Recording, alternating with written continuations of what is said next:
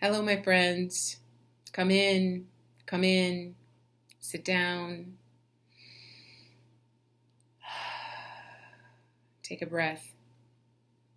My name is Miss Carol.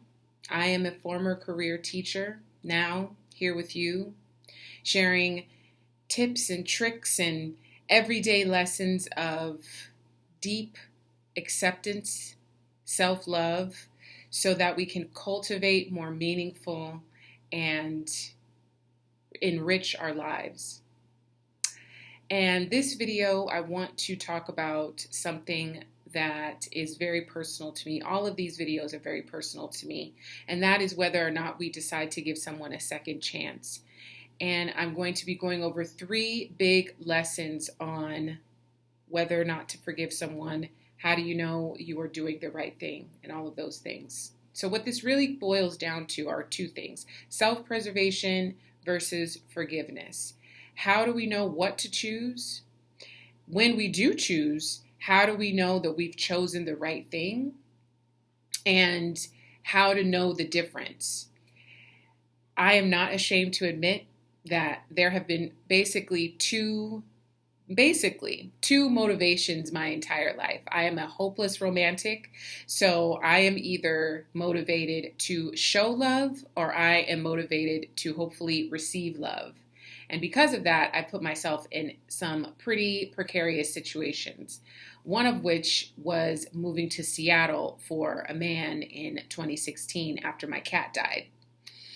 And it was a rough year. It had been a rough 2015. 2016 came around, and my birthday is in January. Literally, my birthday happened, and I think my cat died the next day. It was just such a terrible time. So the following week, on a Tuesday, I decided that I'm going to move to Seattle without having been there.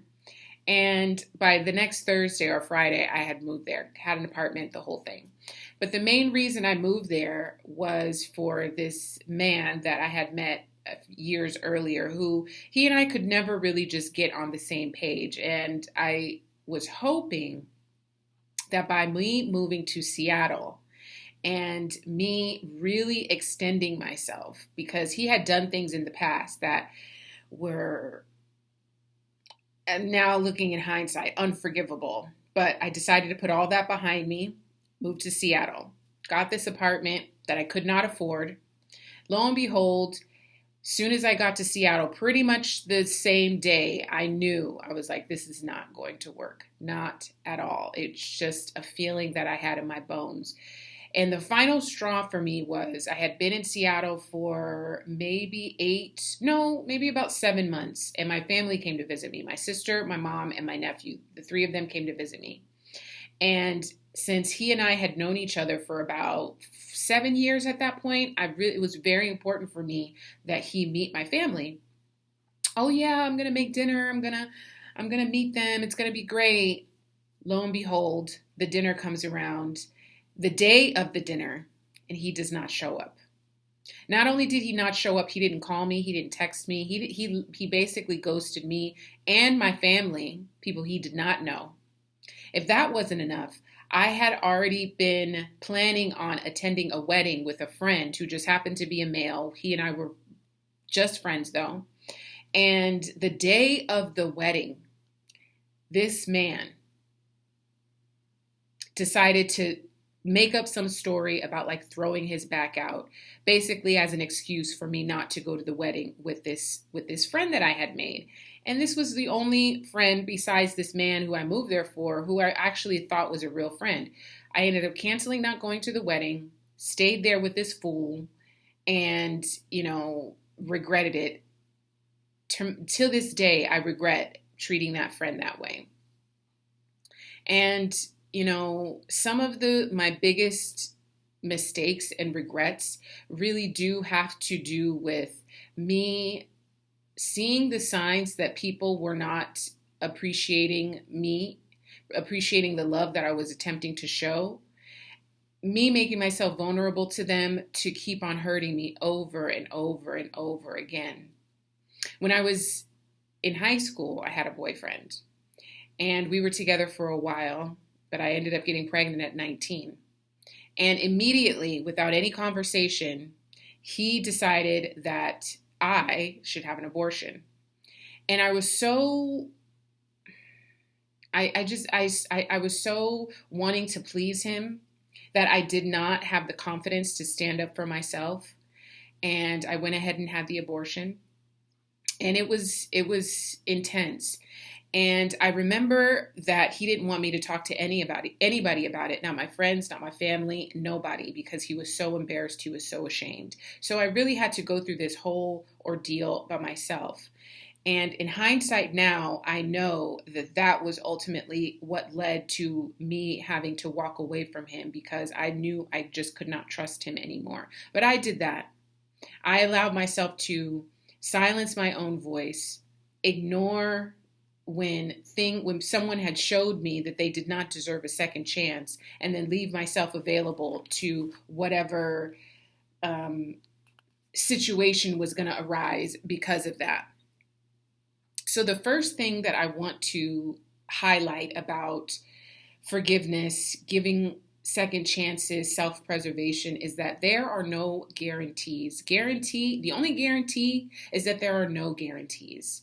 And, we have to really be comfortable cultivating our sense of trust, our trust in ourselves, our trust in life, because really, we really do not know what is going to be on the other side of whatever decision we've decided to make.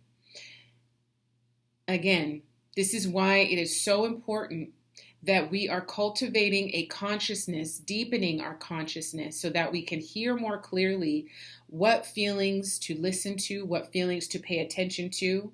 Because when we are in a state, in a living in such a way where we are paying attention to our feelings and honoring our feelings and saying no when we need to say no, it really does make us feel less anxious. We don't have a whole lot of wavering. We know that I am feeling betrayed, I'm feeling hurt, so therefore I need to do this. Guarantees, there are none. And the next thing is forgiveness. Forgiveness is a crucial ingredient of healing and growth. And forgiveness is not about the person or the situation. Forgiveness is for yourself. Forgiveness is a gift you give yourself, because without it, we will never be able to deepen our appreciation, our gratitude for our life and the lives around us. Because when we have not forgiven, we are holding on to negative emotions, resentment, disagreements, anger, disappointments. We are holding on to that, and that is creating a field, a resonance in us, which can attract all kinds of other negativity to us.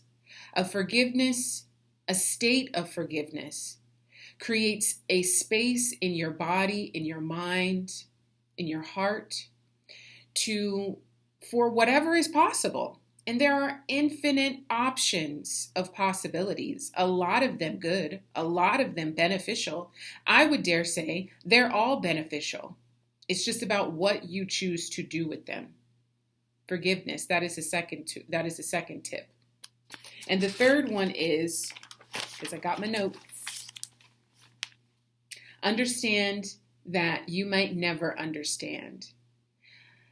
Oh gosh, why people do the things they do, why they say the things that they say. You might never understand why they do those things. You really do have to learn to cultivate being comfortable in uncertainty. There is so much uncertainty around us. I don't know what's going to happen tomorrow. I don't know what's going to happen in the next 5 minutes. And I'm okay with that, because I'm prepared today. What is the saying by DJ Quick? If you stay ready, you won't have to get ready. That is my consciousness. I stay ready so when something happens, I don't have to get ready. We are a nation of addicts. We are addicted to food. We are addicted to porn. We are addicted to alcohol. We are addicted to our phones. But I think more than anything, we are addicted to control. We need to control our environment. We attempt to control ourselves. I think that's ultimately what we attempt to do. We attempt to control ourselves, or excuse me, we attempt to control our environment. Thereby, we can then control ourselves, but it never works that way. It never works that way. Ultimately, we do not have control over certain things, and we really do need to be okay with that. And that is not a linear journey. That is a journey of patience and compassion and time. And, in the West, we think of time as a very point A and point B, which is why I loved studying Eastern philosophy so much when I was in my 20s, because the mystics looked at time differently. They looked at time as a circle, meaning everything is always coming back like this. But if you're looking at time like this, it's very easy to have regrets when you're looking back or fears when you're looking forward. But if you're looking at time like this, as in circular, you can it makes sense that you understand that things are always coming back to you. You always have another opportunity to get it right if you got it wrong on the time that you wanted to. But it's about deepening our consciousness so that we can recognize these things, to self-preserve, to forgive. And this is especially challenging for me because my character is very much of, I like to make very well-informed decisions, even as simple as what I'm going to have for dinner. So because of that, I ask a lot of questions. I do. I am a critical thinker, so I ask a lot of questions. And some questions are just not meant to be answered, cannot be answered. And the irony of all of this is the longer that you're on your healing journey, the more questions that you actually have. But that's just absolutely fascinating to me, the duality of life. How the closer you come to truth, the more you understand that there's really nothing that you really do understand on a deep level. There really isn't. So whether or not you give someone a second chance, whether or not you choose to forgive that circumstance, that is not, I can't tell you that. What I can tell you is there is so much joy, there is so much freedom in forgiveness. And the person that you should be concerned with giving a second chance to is yourself. Give yourself another chance to get it right, because you can and you will.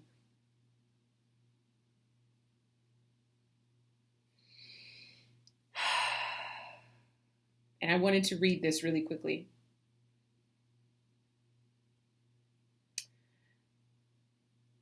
Our uncertainty or the life's uncertainty are like waves in the ocean. We feel the wave coming, it washes over us, and then it goes. We feel another wave, it washes into us, and then it goes. We are so addicted to trying to control everything that we miss the one thing that we do have control over, and that's whether or not we choose to share and show ourselves deep gratitude and deep love. Thank you for showing up today. I am proud of the work that you're doing.